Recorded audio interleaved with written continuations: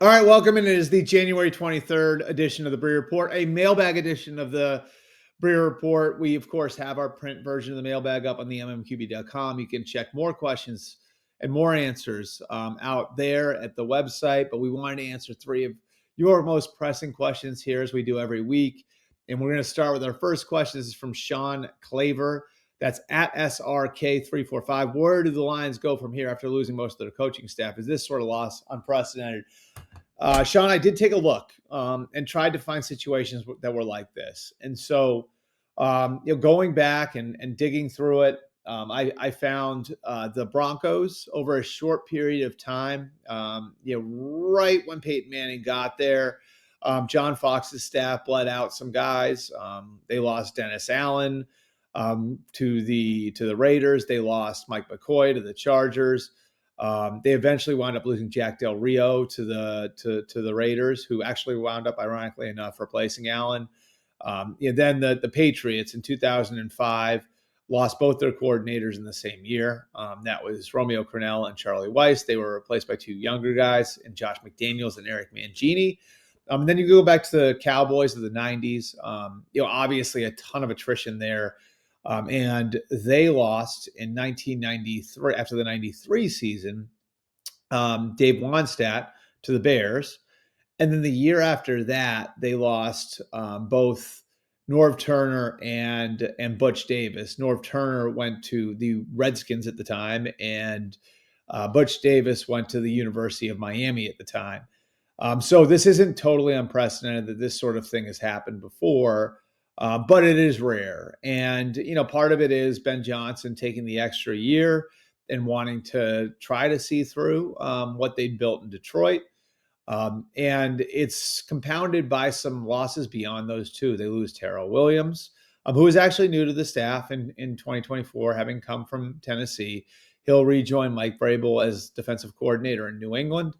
And Hank Fraley, his name is still out there for the Seattle offensive coordinator job. So lots of attrition, lots of guys to replace, and it'll be pretty interesting now to see where the Lions go. I do think they've got some capable guys on the staff.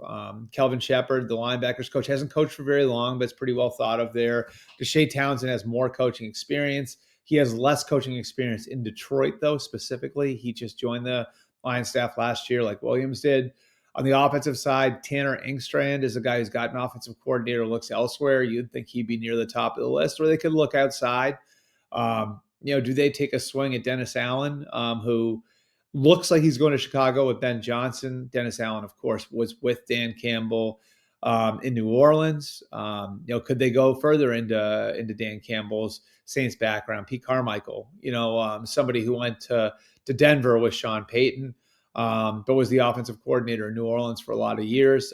There are lots of questions, I would say, on where the Lions go, and it's a complicated process. I know they've got it underway. I would trust what Dan Campbell and Brad Holmes have built there. They've got the head coach right. They've got the roster right. It is a lot of work to do. But after 4 years of watching the Lions every year get better and constantly feeding their roster with new young players that can bring exciting new elements to the team, I wouldn't have much doubt that they can find a way. Again, it won't be easy, but I would trust that they could find a way. Question number 2 from Boston Sports is my religion. That's at Benedetto Chris. Chris asks, was McDaniels a Kraft or Vrabel hire? Seems like this was all predetermined. I would say a little of both. I think a number of different circumstances led them here. Do the Krafts love Josh McDaniels? Yes. Josh McDaniels also has 3 years left on his Raiders contract. There are a lot of factors that play into Josh McDaniels having a comfort level in New England and the Krafts having a comfort level with McDaniels. But I also think the Krafts had to be careful not to push things too hard on Vrabel, because Vrabel's the type of guy, if you push something too hard on him, he certainly can go the other way. And so I do think Vrabel having the connection, they're both from Northeast Ohio. They were together, although not as coaches. Vrabel was a player and McDaniels was a coach for 8 years a while back. I think that helps. And then the fact that Vrabel's other top choice, Tommy Rees, was off the table, I think could have pushed him in this direction a little bit. That said, regardless of whose choice it was, I think this is a very good choice. I think it's the right choice. Josh McDaniels spent a lot of time over the last year studying and spending time with college staffs to try to evolve his offense. Hadn't had the chance to do that before. I think he got a lot out of it. And I think we've seen that he can do this for young quarterbacks, right? Like we've seen what he can do with young quarterbacks. He developed Matt Castle in New England. He developed Jimmy Garoppolo in New England. He developed Jacoby Brissett in New England. None of those guys were first round picks. All of those guys wound up lasting in the NFL for quite some time. So, he's done the job with young quarterbacks before. He got a great year out of Mac Jones when Mac Jones was a rookie, really holding his hand in a lot of ways. Like he was in the headset to 15-second cutoff, the same way Sean McVay was with Jared Goff all those years ago, to try to help Mac Jones read coverage. So I think he can make it work for the quarterback. To me, the question is at the other positions, because the Patriots, while McDaniels was there, always had trouble assimilating young receivers, had trouble assimilating young skill players in general. The offense was very complex from that standpoint. So my question would be, does the evolution make it so this is a little bit more user-friendly for skill players in general?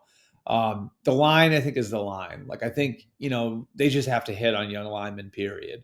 But I think how user-friendly the offense is for young skill players, I think, determines how this hire goes. Finally, question number 3.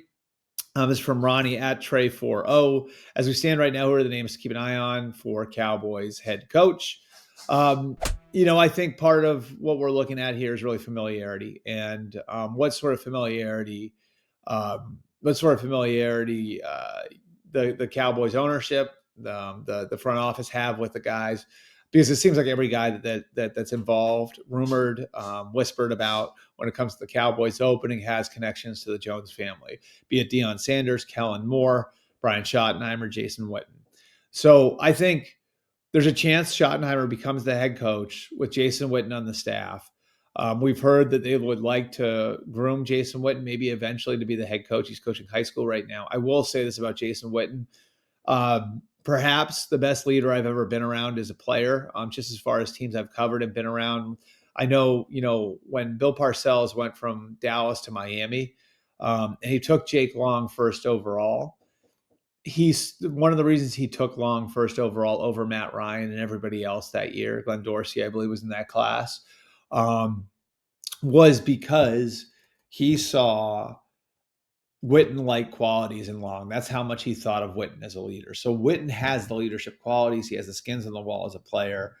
You can't Jeff Saturday him. You can't make him the head coach, but bringing him in and grooming him would feel a lot like what they did in 2007 when they hired Jason Garrett after Garrett had only been coaching for a couple of years, and then put Wade Phillips over the top of him. I think Kellen Moore is the safe pick, and I think that's maybe the most likely pick of the 3. And Deion obviously would be a little outside the box. But the fact that they are going with familiarity and leaning on familiarity here tells you they weren't really as prepared as they needed to be for this, which is tough to watch because they had a full year to be prepared for this, because that situation last year was one of their own doing. Sending Mike McCarthy into a contract year the way that they did was on them. Nobody else forced them to do it. That was their choice. I think McCarthy is probably still there if he has term left on his contract. Obviously, he didn't. So now he's gone. And again, like the Cowboys, leaning on familiarity tells you that maybe they didn't have the best plan for coming out of the Mike McCarthy era, even with a year to prepare for it. Appreciate you guys coming out. We will be back on Friday with a look at the conference championship games. Can't wait for conference championship weekend. Only 3 games left in the NFL season. 3 games left. It's hard to believe that we're almost at the finish line. I think that's 282 games down and 3 to go. Looking forward to previewing Chiefs Bills and Eagles Commanders for you here on Friday. We'll see you guys then.